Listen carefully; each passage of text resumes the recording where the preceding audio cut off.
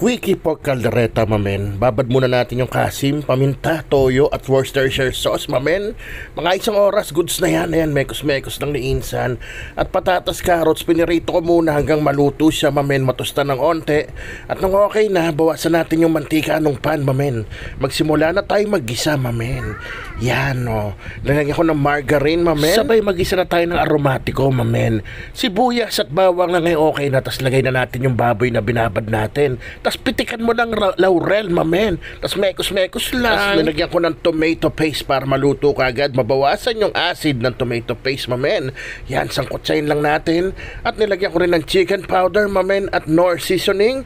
At minekos-mekos ko lang yan. Ganyan lang kasimple yan, mamen. Kung nanonood ka pa dyan, baka pwedeng pa i-comment kung saan ka nanonood, ha. Para naman malaman ko kung saan nakaabot ang video ko, mamen.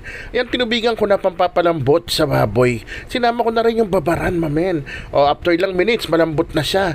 O, balik na natin yung patatas, carrots, ilagyan kong bell pepper, green peas. Pag medyo kinapos sa tubig, men, dagdagan nyo lang na onte. Tapos yan, ilagyan kong liver spread at peanut butter at ito yung keso. Ayan, tubigan natin onte kasi medyo nag-dry out. At kung nandiyan ka pa, baka pwedeng paki-like and share ng video, mamen. Ayan, onting sugar, sabay sigaw mo na. Rapsa! Man!